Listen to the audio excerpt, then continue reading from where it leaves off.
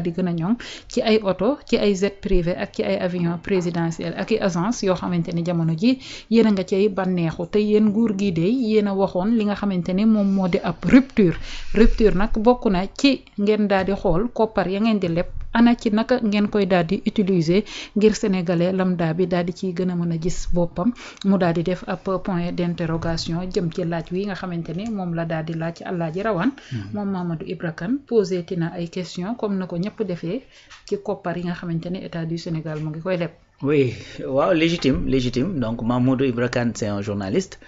de surcroît effectivement c'est un sénégalais boo xamante ni day yëngatu également ci wàllu politique yor mouvement am jàppale woon kii di Amadou Ba mu nekkoon opposant wu nag ñi nga xamante ne ñoo yor pouvoir bi tey donc c'est normal que bu fekkee ni yu mel ni dafa am mu posé wu ay questions donc questions yi nag xam nga des fois une question mën nga ko poser et dès l'entame de la question wala bokk dès que nga poser la question sur la table on peut savoir fan nga bëgg a jëm parce qu'il y a effectivement une certaine orientation ou bien une certaine connotation que prend la question parce que tey dem nañ lebi nga ni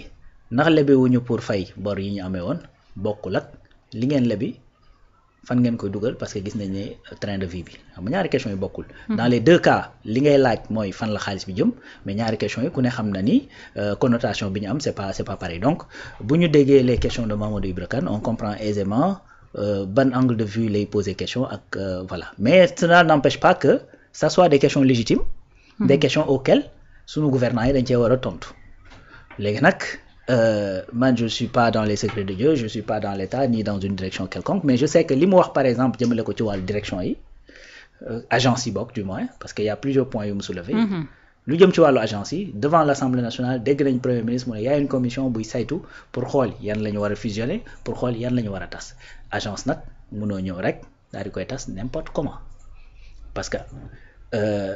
conseil économique social et environnemental HCCT le président avait toute la latitude et la possibilité tas ko defoon ko nu ma koy campagne ba mu ñëwee mu tas ko ba mu ko tasee ay problème la soulever pourquoi parce que ña fa nekkoon nan lañ fa nekkee woon yan contrat lañ fa nekkee woon et cetera tout ça donc tu peux pas venir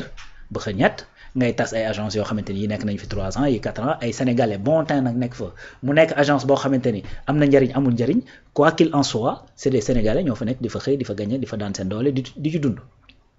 donc tu peux pas te réveiller un bon jour signer des décrets tas nañ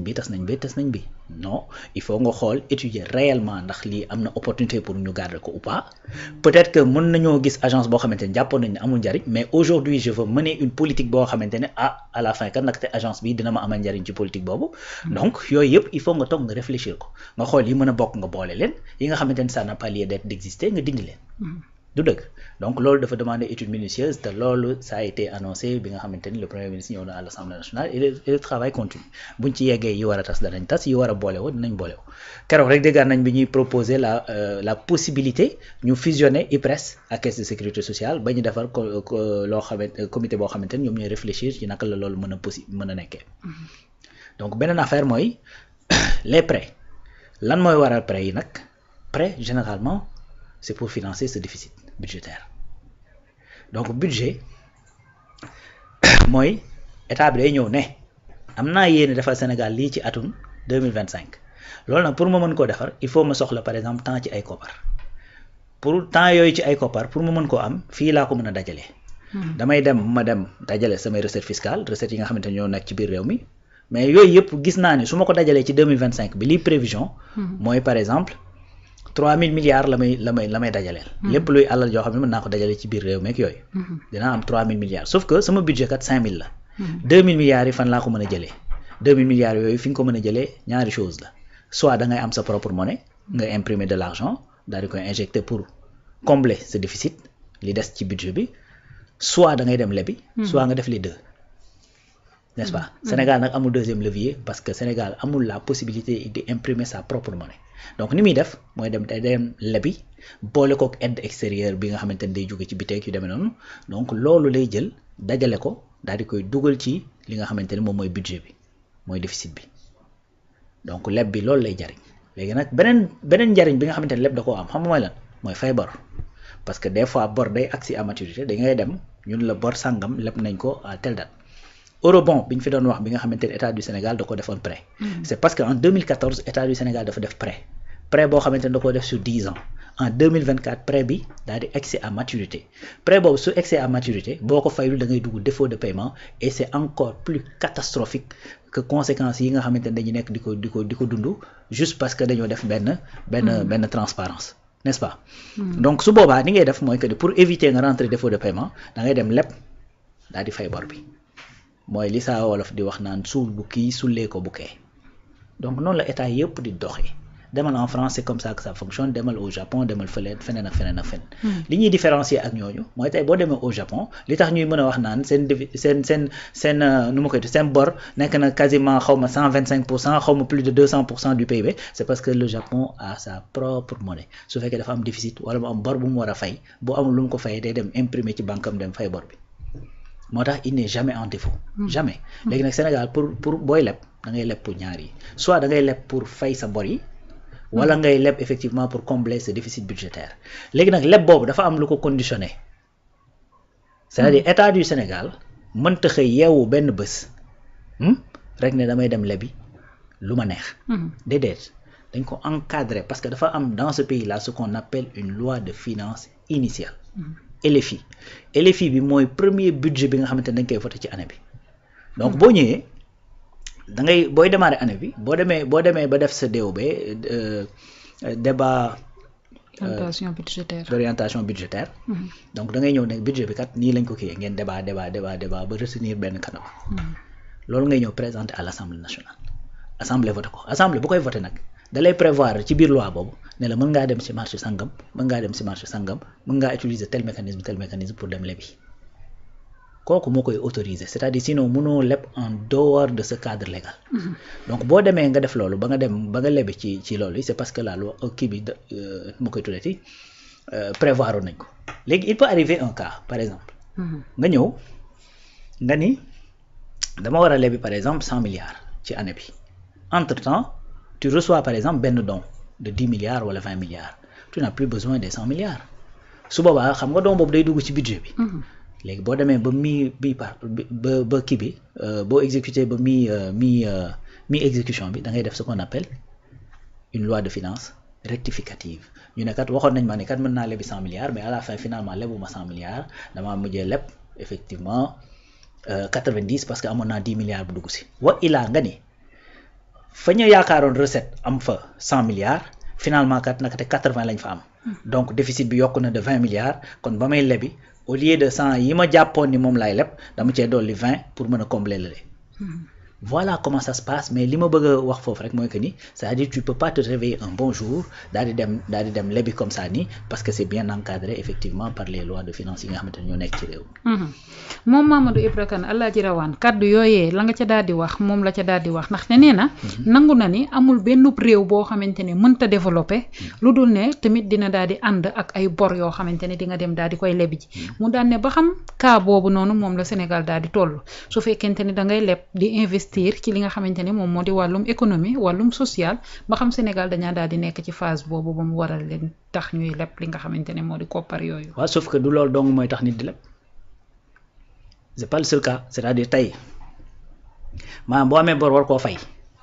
sa ay ressources intérieures matul li nga ko war a fay da ngay lebi pour mën a fay bor bi parce que doo toog ne mënumaa fay. boo ko defee da ngay am ay problèmes et des problèmes qui sont très graves.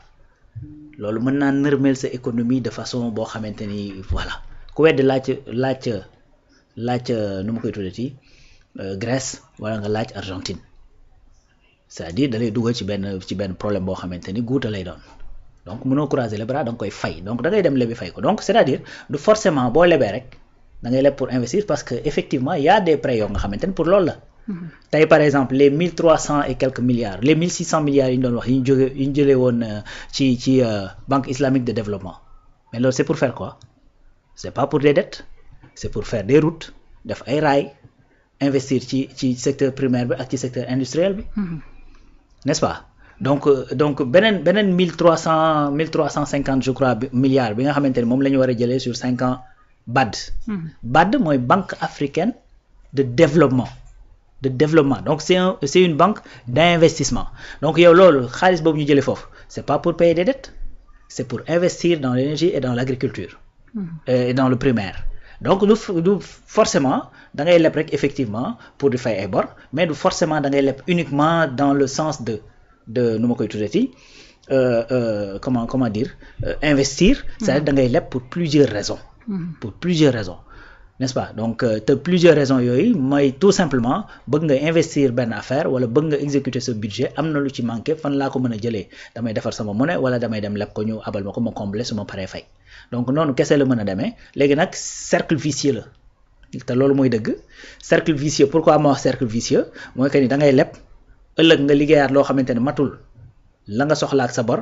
nga fayaat dem lebiwaat pour mën a combler waat loolu. C'est-à-dire c'est un cercle vicieux et c'est ce cercle vicieux là noonu lay demee dans tous les pays du monde. États-Unis gay boo fa demee c'est des milliards de dollars effectivement la ñu amee comme bor. France boo fa demee c'est des milliards d'euros la ñu amee comme bor. Japon feneen ak feneen wax nopp. Donc li wër te wóor daal mooy que ni quand boo defee ay prêts c'est-à-dire da nga ciy fay say bor wala nga investir ci te investissement yi effectivement loo xamante ne la ñu ngi koy teg bët. Parce que encore une fois lancé nañ fi autoroute de l'eau. Autoroute de l'eau xam nga le budget prévisionnel c'est combien? C'est plus de 1000 milliards. Plus de 1000 milliards d'investissement. Donc boo dajaloo woon recette Sénégal gi yëpp boo ci génnee 1000 milliards après marge de manœuvre moom dootoo ko am donc mënoo ko jëlee ci recette u Sénégal yi. Ce que tu vas faire mooy peut-être Sénégal mën na indi apport à hauteur de tel après dem wut effectivement des partenaires et des investisseurs étrangers yoo xam ne dañuy ñëw investir su fekkee ni loolu yëpp nag doylu wala Sénégal bëgg na ci dugal xaalisam te li mu ci bëgg a dugal yoru ko kooku dem def prêt ci benn banque comme ni projet yëpp di def dem ci banque def benn prêt. Tu vois donc là. C'est comme ça que ça se passe mën nga di leb di investir comme mën nga di leb également di terre bi fu mu toll nii dañ ciy am ay bor yu ñuy fay BRT bi également am na ay bor yu ñu ciy fay autoroute yi waxi nopp donc c'est comme ça que ça se passe à chaque fois looloo tax sax d'ailleurs parfois ñuy wax dette intérieure parce que la plupart des banques yi nga xamante ne dañoo nekk fii ci biir réew mi en général prêts yi ñu lay def c'est des prêts projets ay prêts projets da ngay am projet